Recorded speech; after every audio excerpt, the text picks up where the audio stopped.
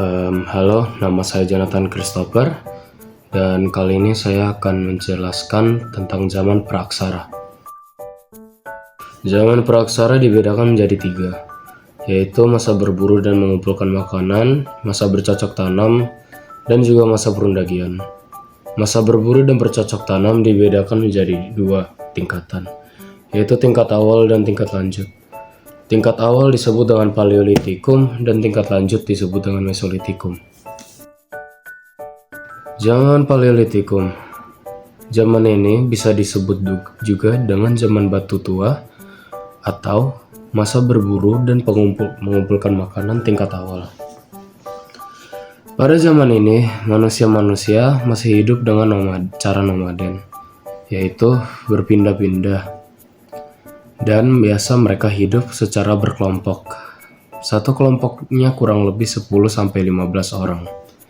Dan pemimpin mereka dipilih dengan sistem primus inter parus, atau yang kuatlah akan menjadi pemimpin. Pada masa ini, manusia yang hidup adalah Meganthropus, Pithecanthropus, dan juga Homo sapien.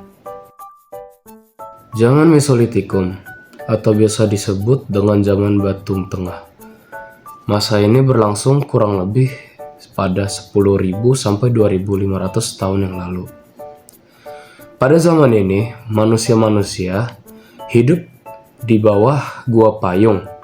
Mereka mengenal cara bercocok tanam dengan teknik slash and burn. Masa Neolitik. Masa Neolitik bisa disebut juga dengan zaman batu muda atau masa bercocok tanam. Masa ini berlangsung sekitar 1500 tahun sebelum Masehi. Pada masa ini, manusia-manusia sudah mengenal sistem barter atau saling bertukar barang untuk mendapatkan barang yang diinginkannya. Pada masa ini juga, mereka hidup dengan cara tinggal di desa-desa kecil yang berkomunitas petani.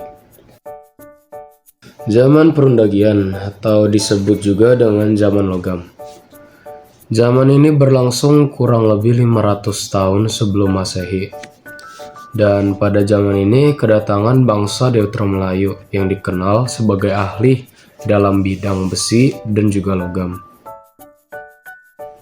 Zaman Megalitikum atau yang disebut juga dengan zaman batu besar. Zaman ini memiliki sebuah ciri khas, yaitu setiap benda peninggalannya berupa batuan besar yang dibuat untuk tujuan tertentu. Salah satu contohnya adalah menhir, yaitu sebagai tempat untuk pemujaan nenek moyang.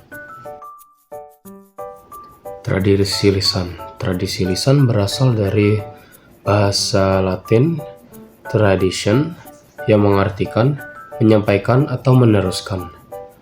Dalam KBBI, kata tradisi sendiri memiliki arti untuk menyampaikan atau meneruskan suatu hal ke generasi-generasi berikutnya.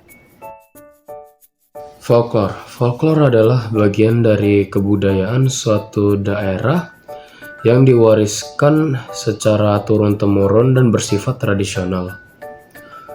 Jenis-jenis folklore adalah mitos, legenda, dongeng, nyanyian rakyat, dan upacara. Sekian dari saya, terima kasih sudah menonton dan jangan lupa like.